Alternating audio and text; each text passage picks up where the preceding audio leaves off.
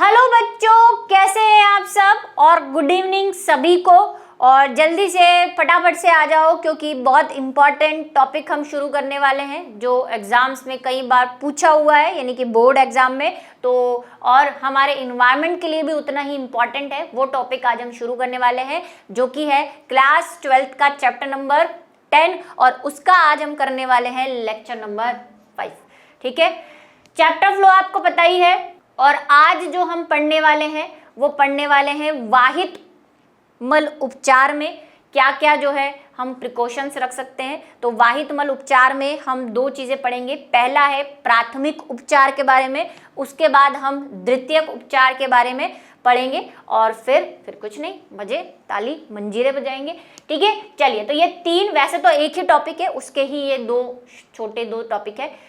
तो शुरू करते हैं। वाहित मल उपचार यानी कि किससे करना है हमें। वाहित मल उपचार जो है हमें सूक्ष्म जीवों से करना है, क्योंकि हम इस चैप्टर में सूक्ष्म जीवों की बढ़ाइयाँ कर रहे हैं, उनके लिए बड़े बड़े है ना जो है स्टेटमेंट दे रहे हैं। तो इसी का एक और पार्ट है वाहित मल उपचार, जिसको हम सीवेज भी कहते हैं। अब क्या होता है ये सीवेज, कि आप दुनिया में जितने भी अभी आप काम कर रहे हैं, खाने से लेकर जाने तक, है ना, खाना खाने से लेकर निकालने तक, और बाकी किचन में भी जो खाना बनाने से लेकर खाना फेंकने तक, जितनी भी चीज़ें आप फेंकते हैं बाहर, चाहे वो प्लास्टिक हो, चाहे वो कूड़ा कचरा हो, चाहे वो किचन से निकला गंदा वेस्ट हो।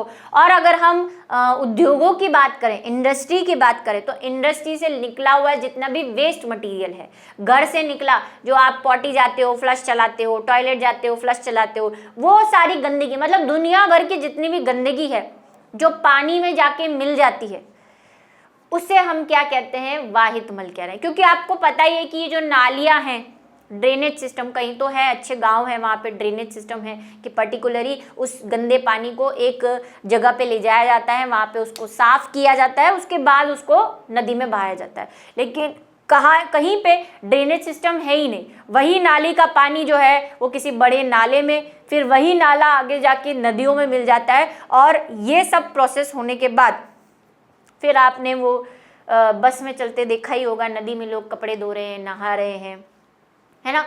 और साथ में जो है कुछ इंपॉर्टेंट चीज़ें आपकी बुक में दे रखी है, जैसे कि एक गंगा यमुना प्रोजेक्ट के बारे में दे रखा है ना, कि गंगा को भी हम इसी तरह से अपवित्र करते जा रहे हैं। वो कुछ कहानियां जो है आज हम वाहित मल के बारे में पढ़ेंगे कि भाई इसको क्या इलाज किया जाए। इस जो सीवेज निकल रहा है हमारे घरों से, उसका हम ये सिस्टम निकाल रहे हैं कि हम उसको पहले एक प्लांट बनाएंगे, हम सीवेज प्लांट, या बन रहे हैं, बन चुके हैं, मतलब कई जगहों पे अच्छे बड़े बड़े प्लांट हैं। तो वहाँ पे पहले इस पानी को भेजा जाता है, गंदे पानी को, उसको साफ किया जाता है और साफ करने के बाद उसको नदियों में छोड़ा जाता है, ताकि हमारी जो नदियां हैं वो क्या नहीं हो, प्रदूषित नहीं हो। यही है इसका। और इनमें मदद किसकी ले रहे हैं हम इनमें मदद ले रहे हैं हमारे प्यारे सूक्ष्म जीवों की, यानी कि माइक्रो ऑर्गेनिज्म की। ठीक है, माइक्रोब्स इन सीवेज ट्रीटमेंट, ये बहुत इंपॉर्टेंट टॉपिक है, बोर्ड में जो है आपको पूछा जा सकता है बड़े वाले क्वेश्चंस में। पहले बात कर लेते हैं वाहित मल क्या होता है। कस्बों, नगरों व शहरों में प्रतिदिन बहुत बड़ी मात्रा में अपशिष्ट जल उत्पादित होता है, जिसमें जल के साथ साथ अनेक प्रकार के ठोस भी होते हैं, जो मैंने अभी आपको जस्ट डिस्क्राइब किया कि चाहे छोटा से छोटा गांव हो या शहर हो, वहाँ पे अपशिष्ट जल निकलता है, किचन का, टॉयलेट का, बाथरूम का, है ना, और भी जो भी काम है इंडस्ट्रियल एरिया में। हॉस्पिटल की तो बात ही छोड़ दो, हॉस्पिटल अगर आपके आसपास कहीं हो तो देखना हॉस्पिटल से कितनी गंदगी निकलती है, वो सारी गंदगी नदी नालों में जाती है, उसमें तो बहुत खतरनाक लेवल का जो है वो क्या होता है, गंदगी होती है। ठीक है, क्योंकि ऑपरेशन हो रहा है, उसका ब्लड, उसके कपड़े गंदे, है ना, वो सारी चीज़ें जो हैं वो सब कुछ वेस्ट में डाल दिया जाता है, इंजेक्शंस, उससे निकली दवाइयाँ, सब कुछ। तो इन सबको हम क्या कह रहे हैं, सीवेज कह रहे हैं। ठीक है, ठोस भी हो सकता है, ये लिक्विड भी हो सकता है, मतलब मिक्स सा होता है, भी पानी के अंदर सब कुछ है। इसी व्यर्थ या अपशिष्ट जल को वाहित मल या सीवेज कहा जाता है। ठीक है, सीवेज में बड़ी मात्रा में कार्बनिक पदार्थ यानी कि ऑर्गेनिक मैटर व सूक्ष्म जीव होते हैं। कार्बनिक पदार्थ मतलब आप जो भी सब्जियां, आपको पता है केमिस्ट्री पढ़ रहे हो, 12th में आ गए हो, कि इस यूनिवर्स का जितने भी लिविंग थिंग्स हैं या नॉन लिविंग थिंग्स की भी अगर हम बात करें तो मैक्सिमम पोर्शन जो होता है वो ऑर्गेनिक मटेरियल होता है, यानी कार्बनिक पदार्थ होता है। कार्बन एक ऐसा क्लास 10th में भी आपने ये क्वेश्चन कभी पढ़ा हो, याद आ रहा हो आपको, कि भाई कार्बन दुनिया में सबसे ज़्यादा पाया जाता है, हर चीज़ में कार्बन है, ऐसा हम कह सकते हैं। ठीक है, तो कार्बनिक पदार्थों से बने तो उनका वेस्ट भी कार्बनिक ही होगा, ऑर्गेनिक मैटर है। कार्बन, हाइड्रोजन, ऑक्सीजन जनरली उसमें मिले होंगे, कुछ नाइट्रोजन वगैरह भी मिले होंगे। तो कार्बनिक पदार्थ, और जहां कार्बनिक पदार्थ मिलेंगे वहां तो सूक्ष्म जीव आने ही आने हैं, क्योंकि सूक्ष्म जीव किसको खाते हैं? ऑर्गेनिक मटेरियल को खाते हैं, ऑर्गेनिक मैटर को खाते हैं, कार्बनिक पदार्थ को खाते हैं, और इसी का फायदा हम उठाने वाले हैं अभी। अनेक रोगजनक सूक्ष्म जीवों का यह स्रोत है। भाई सड़ा हुआ खाना है, टॉयलेट का पानी है, उसमें बैक्टीरिया है, फिर वही नदियों में मिल जाएगा। फिर कुछ लोग तो नदियों में ही, जो गांव है जहाँ पे प्रॉपरली पानी की व्यवस्था नहीं है, वो उसी नदी में कपड़े धोते हैं, उसी नदी का पानी भी पीते हैं, कुछ लोग कुएं का पानी पीते हैं, है ना। तो भाई वो अल्टीमेटली जा कहाँ रहा है? उनको रोग फैलाएगा, रोग का कारक बन सकता है ये पानी। अतः नदियों या अन्य प्राकृतिक स्रोतों में विसर्जन से पहले वाहित मल का उपचार वाहित मल ट्रीटमेंट संयंत्र, जिसको हम क्या कहते हैं? सीवेज ट्रीटमेंट प्लांट में किया जाता है, ताकि यह प्रदूषण मुक्त हो जाए। मतलब जो भी गंदा पानी है, जो भी जहां से भी निकल रहा है, उन सबको कलेक्ट करके, जिसी को हम आजकल ड्रेनेज सिस्टम कहते हैं, है ना, कि आपके मोहल्ले में ड्रेनेज सिस्टम है, यानी बड़े बड़े टैंक बनाए जाते हैं, उनको नालियों से कनेक्ट कर देते हैं। फिर उस टैंक का जो पानी है वो एक प्लांट में भेजा जाता है। बड़ा सा प्लांट होता है, ये बहुत फैला हुआ, कभी किसी ने देखा हो सीवेज प्लांट, तो काफ़ी बड़े बड़े उसमें टैंक लगे हुए रहते हैं, है ना। और जनरली ये नदी नालों के आसपास ही लगाया जाता है ना। वहाँ पे क्या किया जाता है? इस पानी को बहुत फिल्टर किया जाता है, अभी प्रोसेस देखेंगे हम कैसे करते हैं, और फिर इनको क्या करते हैं? नदियों में छोड़ देते हैं। ठीक है, और अगर उसके कोई यूज़ हो करने लायक तो उसको यूज़ भी किया जाए। पीने में तो नहीं कर सकते उसको, क्योंकि बहुत हानिकारक है। सीवेज ट्रीटमेंट प्लांट में व्यर्थ जल का उपचार कर इस जल में प्राकृतिक रूप से पाए जाने वाले परपोषी सूक्ष्म जीव की मदद से किया जाता है। ठीक है, क्या किया जाता है भाई? ये परपोषी, जो मैंने कहा कि हम इसी का फायदा उठाएंगे, इसमें जो बैक्टीरिया रह रहे हैं उसी का। परपोषी मतलब उस पे जिंदा है, परपोषी मतलब पैरासाइट, उसी कार्बनिक मटेरियल को खा रहे हैं, मतलब उन पे डिपेंडेंट है, इसलिए हम कह रहे हैं कि परपोषी है, उसी का यूज हम करेंगे। यह उपचार 2 चरणों में पूरा होता है। पहला है प्राथमिक उपचार, जिसको हम प्राइमरी ट्रीटमेंट कहते हैं, और दूसरा ये न जनरली कैसा होता है? भौतिक होता है, फिजिकली किया जाएगा ये। और द्वितीयक उपचार जो जैविक उपचार होता है, इसमें हम मदद लेंगे सूक्ष्म जीवों की। अभी देखते हैं, पहले वाले में तो फिजिकली करेंगे, कैसे करेंगे फिजिकली देख लेंगे, और द्वितीयक उपचार में जैविक यानी कि इन सूक्ष्म जीवों की मदद लेंगे। पहले बात कर लेते हैं प्राथमिक उपचार की, जिसको हम कह रहे हैं प्राइमरी ट्रीटमेंट।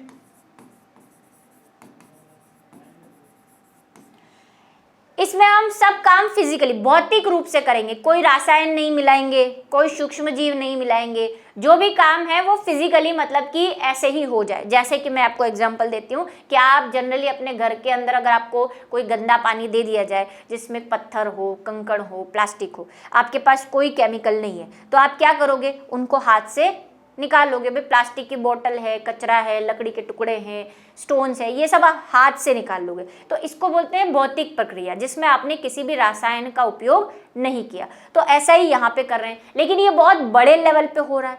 ये उन ट्रीटमेंट प्लांट्स के अंदर हो रहा है जहाँ पे हजारों लीटर के बड़े बड़े टैंक्स है, 1000 भी शायद मैं कम ही बोल रही हूँ, है ना। एक सीवेज ट्रीटमेंट है, जैसे कि हमारे अजमेर में है, चौराहे पे बना हुआ है एक सीवेज, उसकी 10 लाख लीटर तक की जो है क्षमता है, मतलब वो 10 लाख लीटर पानी एक बार में साफ करता है, ये उसकी क्षमता है। तो भाई बड़े बड़े टैंक्स होते हैं ऐसे बढ़िया वाले, ऐसे ढक्कन लगे हुए, दिखते भी हैं बाहर से, तो ये सीवेज होता है। उससे बड़े भी होते हैं, हमारा वाला तो छोटा ही है अजमेर वाला, और आप देखोगे बड़ा है ना। जो अगर कोई है ऐसा अजमेर में रहता हो, कोई मेरा वीडियो देख रहा हो, तो भाई चौपाटी पे बना हुआ है वरना कमेंट सेक्शन में मैम कहाँ बना हुआ है, चौपाटी पे बना हुआ है भाई, रीजनल चौराहे पे।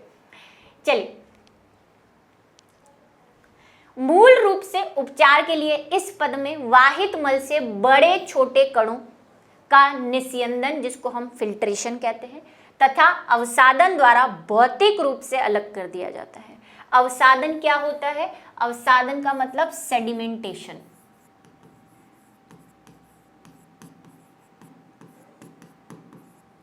क्या होता है सेडिमेंटेशन, अभी समझते हैं। फिल्ट्रेशन तो समझ गए होंगे, निस्यंदन को ही फिल्टर मतलब छानना, ठीक है, छानना और अवसादन करना। अभी समझाते हैं आपको क्या है। इन्हें भिन्न भिन्न चरणों में अलग किया जाता है। आरंभ में तैरते हुए कूड़े करकट को अनुक्रमित निस्यंदन द्वारा हटा लिया जाता है। क्या करोगे आप? हम एक स्लाइड ले लेते हैं, वहां पे इसको डिस्कस करते हैं। ये बड़ा सा टैंक है, थोड़ा नीचे बना दो। पानी जितना भी था हम शहरों से जितना भी पानी था कलेक्ट करके इस टैंक में डाल देते हैं। इसमें हम क्या कर रहे हैं? ये प्राथमिक उपचार है,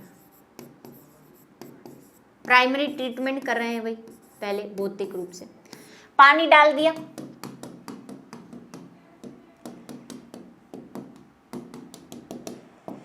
अब इसमें क्या होगा भाई? प्लास्टिक की बॉटल्स होंगी, है ना, कंकड़ होंगे, पत्थर होंगे, है ना, कुछ चीजें ऊपर ही तैर रही होंगी, लकड़ी के गट्टे वट्टे वट्टे, है ना। तो पहले इसको क्या कर लेंगे? छान लेंगे। पहला स्टेप क्या करेंगे? छानने का, छनन कर लेंगे, इसमें निस्यंदन कर लेंगे,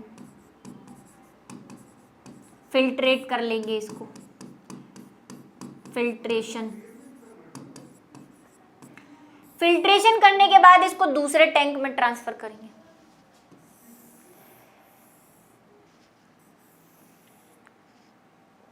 ये आ गया। अब इसमें कोई कूड़ा करकट वैसा बड़ा वाला नहीं है भाई, छान लिया, छन्नी से छान लेंगे, बड़ी बड़ी छनन होता है उससे छान लेंगे और यहाँ से इसको दूसरे में भेज देंगे। तो ये हमने यहाँ पे इसको भेज दिया पानी को। अब दूसरा प्रोसेस हम यूज करेंगे अवसाधन। अवसाधन क्या होता है? सेडिमेंटेशन।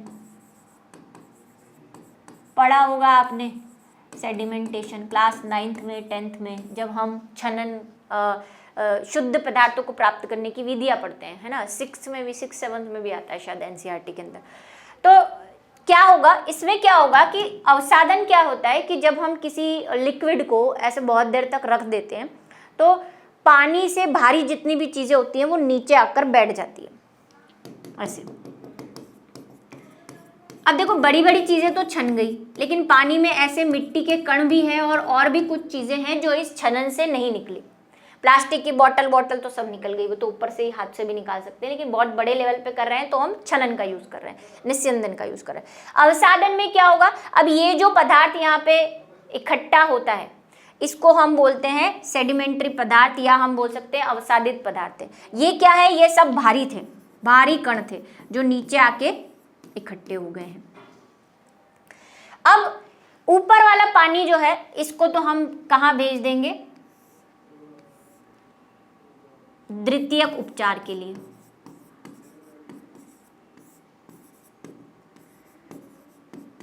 और ये जो यहाँ पे गंदगी बची है, ये तो इसमें भी अभी कुछ पानी है, इसको भी किसी द्वितीयक उपचार से करते हैं, वापस से सेम प्रोसेस अपना के 2-3 बार।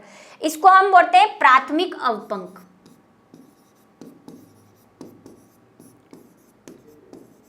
बता रही हूं बच्चों, इंग्लिश भी बता रही हूं। प्राइमरी स्लेज, ठीक है, प्राइमरी स्लेज कहते हैं इसको। ये हो गया, ये प्राथमिक उपचार खत्म। अब द्वितीय, इस पानी को द्वितीयक उपचार के लिए भेजना है। पहले पढ़ लेते हैं प्राथमिक उपचार को। इसके बाद शतल भालू कश्य, अरे बाप रे, ये एनसीईआरटी का है भाई, है ना, मेरी इसमें कोई गलती नहीं है। एनसीईआरटी में ऐसी भारी भरकम लाइन दे रखी है तो मेरे को बताना जरूरी है, आपको पता ही नहीं चलेगा वरना। ये लिखा है जो शीतलालुकाशम, है ना, जो भी लिखा हुआ है ये, उसको ग्रिड कहते हैं। ग्रिड का मतलब वही भारी वाले जो कण हैं, जैसे ऐसी रेती जो छानने के बाद भी नहीं निकली, कंकड़ रेती के, है ना, बारीक मिट्टी के कंकड़, तो उसको हम बोलते हैं। यहाँ लिखा हुआ है मृदा व छोटे गुटिकाओं पेबल्स, ठीक है, ये पेबल्स को पेबल बोल रहा है एनसीईआरटी वाला, को अवसाद द्वारा निष्कासित किया जाता है। ठीक है, ये वर्ड आपके एनसीईआरटी में दिखा है, इसका कुछ मतलब नहीं है, इसका मतलब है ग्रिट्स। ग्रिट्स का मतलब होता है छोटे छोटे कंकड़, मिट्टी के टुकड़े।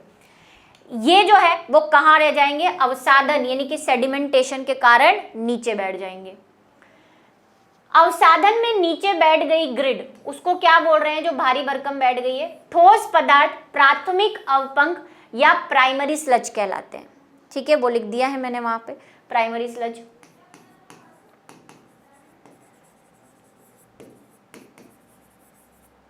जो नीचे बैठ गई है, यहाँ पे एक और बना देती हूँ, यहाँ पे ये प्राइमरी स्लज है। ऊपर वाले पानी को क्या कर देंगे, द्वितीयक उपचार के लिए भेज देंगे।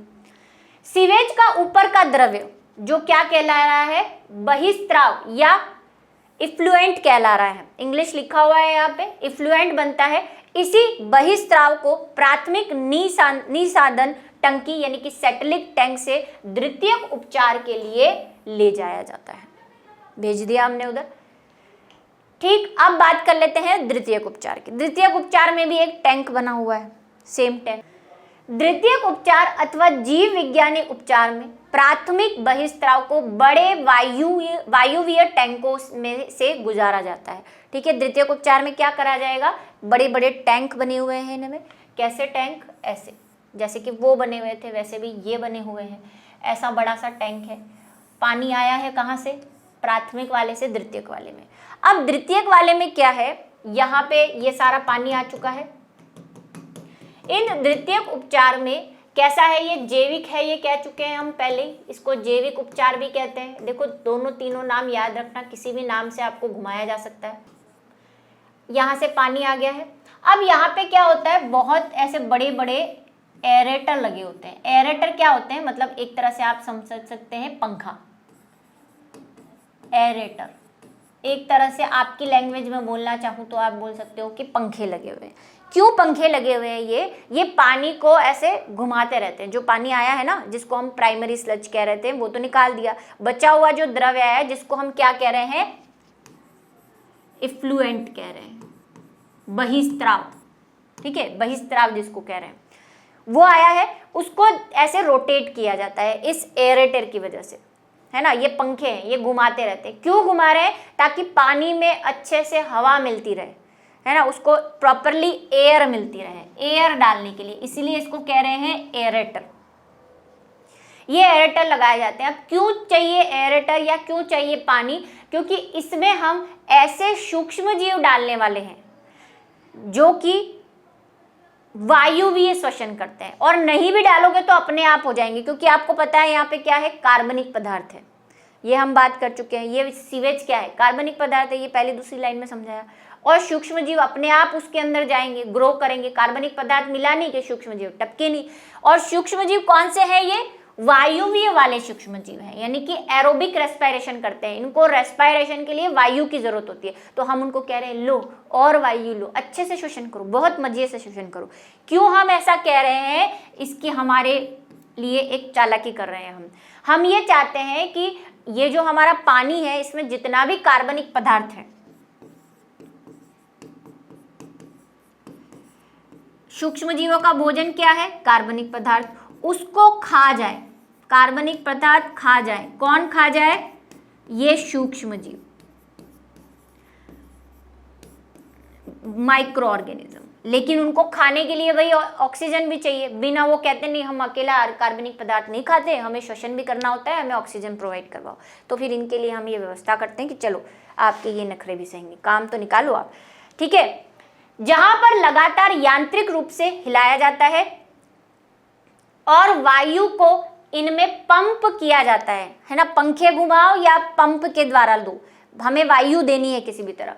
घुमाया भी जा रहा है, हिलाया जा रहा है पंखों की हेल्प से, और वायु भी प्रोवाइड करवाई जा रही है पंप से। इसमें लाभदायक वायुवीय सूक्ष्म जीवों की प्रबल सशक्त वृद्धि, उर्वण, अब ये हिंदी वर्ड है ना, उर्वण, इसको फ्लॉक्स कहते हैं। क्या कहते हैं, कहाँ लिखूं मैं, उर्णक, उर्णक को क्या कहते हैं, फ्लॉक्स।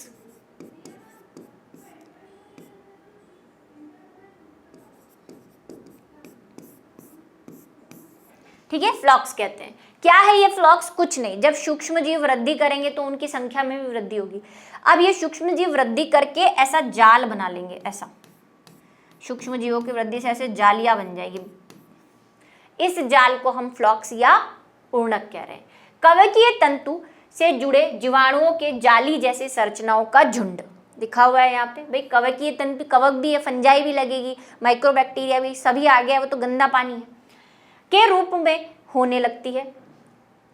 वृद्धि के दौरान यह सूक्ष्मजीव बहिस्त्राव वही इफ्लुएंट में उपस्थित कार्बनिक पदार्थों के प्रमुख भागों की खपत करता है। खपत करता है मतलब उसका यूज करता है, उपयोग करता है खाने के रूप में।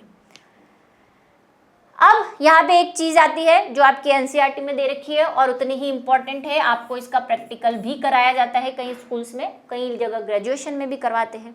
यह है बायोकेमिकल ऑक्सीजन डिमांड, जिसको शॉर्ट फॉर्म में कहते हैं बीओडी, और ये बीओडी नाम आपको याद रखना है। बायोलॉजिकल ऑक्सीजन डिमांड भी कहते हैं कई जगह बायोकेमिकल ऑक्सीजन डिमांड भी कहते हैं, दोनों ही सही है। ठीक है, क्या है ये बीओडी? कि अभी मैंने कहा कि बैक्टीरिया जो होते हैं, ये बैक्टीरिया ये ऑक्सीजन यूज करके कार्बनिक पदार्थ को खाते हैं। तो जितना ये कार्बनिक पदार्थ खाएंगे उतनी ही इनको बाहर से ऑक्सीजन चाहिए। तो अगर हमें ये पता करना हो कि हमारा जो पानी है वो कितना गंदा है, तो अगर हम ये पता कर ले कि बाहर से ये कितनी ऑक्सीजन ले रहे हैं, क्योंकि जितनी ऑक्सीजन ले रहे हैं उतना ही कार्बनिक पदार्थ खा रहे हैं, और हमें यही तो पता करना है कि हमारे पानी में कितना गंदा कार्बनिक पदार्थ है। तो अगर हम ऑक्सीजन की मात्रा पता कर लेंगे तो हमें ये पता चल जाएगा कि हमारे पानी में कितना कार्बनिक पदार्थ था और हमारा पानी कितना गंदा था। तो बीओडी क्या है, ध्यान से मेरी डेफिनेशन सुनना, यहाँ लिखी हुई आ जाएगी पर सुन लेना एक बार। 1 लीटर पानी में, भाई अब पानी आप कितना भी ले लो और बोलो ये इसकी बीओडी है, तो ऐसे काम थोड़ी चलेगा, कोई मेजरमेंट तो लेना पड़ेगा ना। तो 1 लीटर पानी में सूक्ष्म जीवों द्वारा कार्बनिक पदार्थ को खाने में या खपत करने में यूज की हुई ऑक्सीजन की मात्रा को बीओडी कहते हैं, यानी कि बायोलॉजिकल ऑक्सीजन डिमांड। कितनी डिमांड है इनकी? डिमांड क्या है? ऑक्सीजन की। क्यों है? क्योंकि इनको कार्बनिक पदार्थ खाने हैं। तो जितनी ऑक्सीजन की डिमांड है इनकी, वो क्या कहलाएगी? बीओडी, यानी कि बायोलॉजिकल ऑक्सीजन डिमांड। और क्यों है? क्योंकि कार्बनिक पदार्थ है अंदर। तो जितनी बायोलॉजिकल ऑक्सीजन डिमांड ज्यादा होती है, ध्यान से सुनना, ये रिलेशन बहुतों को बहुत दिनों तक समझ नहीं आता, और ये प्रैक्टिकल अगर आपको अब भी करवा रहे हैं तो फिर तो आपको समझना ही है। ठीक है, बीओडी यानी कि बायोलॉजिकल ऑक्सीजन डिमांड ज्यादा है, इसका मतलब आपका पानी उतना ही अधिक प्रदूषित है, मतलब कि गंदा है। समझ गए ऐसा क्यों है? क्योंकि कार्बनिक पदार्थ जितना है, कार्बनिक पदार्थ किसको कह रहे हैं हम? उस पानी की गंदगी को कह रहे हैं। कार्बनिक पदार्थ ज़्यादा है तो बैक्टीरिया को बाहर से उतनी ही ऑक्सीजन लेनी पड़ेगी उस कार्बनिक पदार्थ को खाने के लिए। जितनी मात्रा में वो ऑक्सीजन ले रहा है उसी को बीओडी कह रहे हैं। और वो ऑक्सीजन क्यों ले रहा है? क्योंकि उसे कार्बनिक पदार्थ खाना है।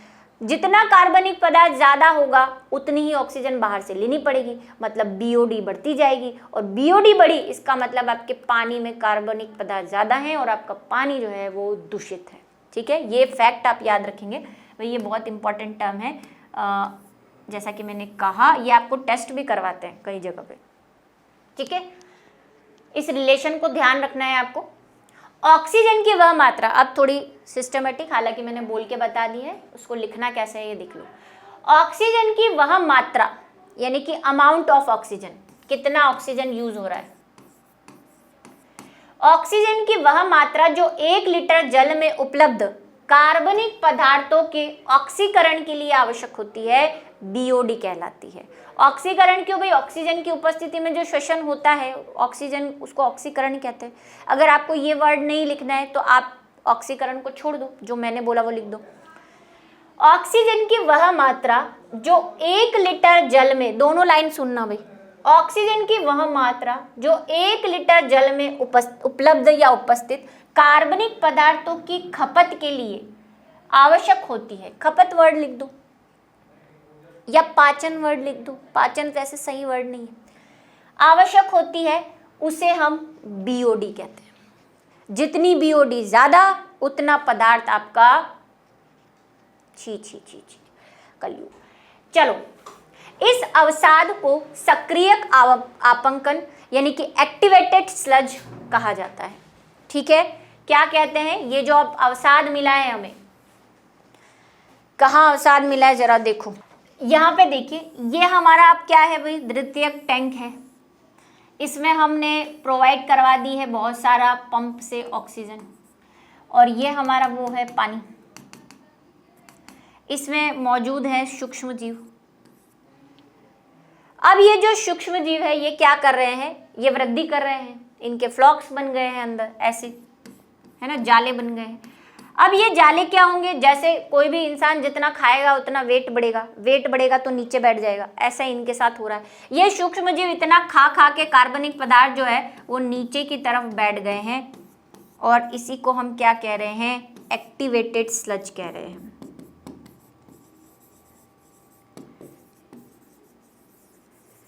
ठीक, प्राथमिक आवपंकन स्लज, या जो वो कह रहा है आवपंकन कह रहे हैं। अब ये क्या करना है, ऊपर वाले पानी को हम यहाँ से निकाल लेंगे और किसी तीसरे टैंक में भेज देंगे। अब ये कौन से प्रोसेस चल रहा है, द्वितीयक वाला, ठीक है, द्वितीयक उपचार।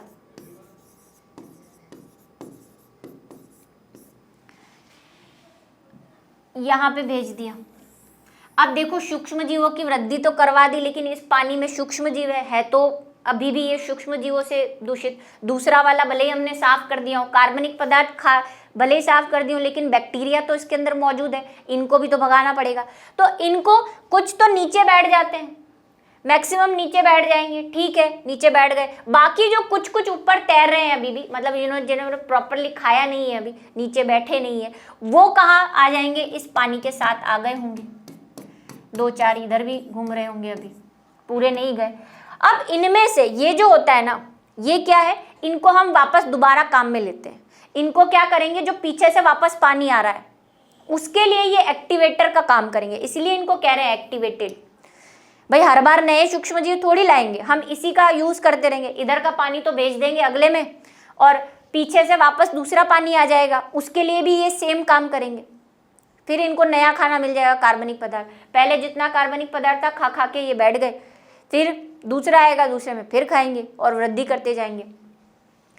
अब क्या, इसमें जो कुछ सूक्ष्म जीव आ गए हैं, या वही जो हम कह रहे हैं, जिनको क्या नाम दे रहे थे हम, उर्णक नाम दिया था हमने, फ्लॉक्स, ठीक है।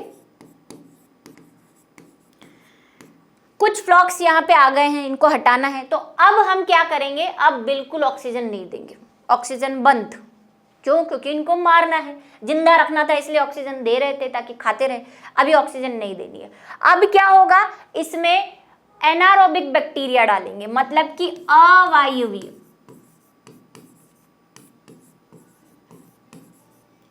अवायवीय बैक्टीरिया जिनको ऑक्सीजन चाहिए ही नहीं। अब ये अवायवीय बैक्टीरिया इनको धीरे धीरे खाते रहेंगे, इन फ्लॉक्स को, इनको निपटारा करना है। तो धीरे धीरे अवायवीय बैक्टीरिया इनको खा जाएंगे, ठीक है। और फिर जो है वापस वही सेम प्रोसेस होगा, ये अवायवीय वाले भी नीचे बैठ जाएंगे खा खा के, और ऊपर वाले पानी को जो है हम नदियों में विसर्जित कर देंगे, है ना। अब नदी में लिखा है तो बस नदी ही नहीं, सब जगह बोल दिया, ऐसा मैम आपने तो नदी लिखा था, ठीक है।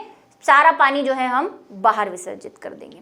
अब पढ़ लेते हैं क्या कह रहा है ये हो गया एक्टिवेटेड स्लज हो गया, ठीक है, जो नीचे बैठ जाता है। इन टैंकों को अवायवीय आवपंकन पाचक यानी कि एनारोबिक स्लज डाइजेस्टर कह रहे हैं। किसको कह रहे हैं, जो हमने इस साइड बनाया है, इस वाले को एक नाम दिया हुआ है, अवायवीय आवपंक पाचक, ठीक है। यहाँ पे लिख दूं मैं अवायवीय, क्योंकि इसमें अवायवीय जीवाणु है।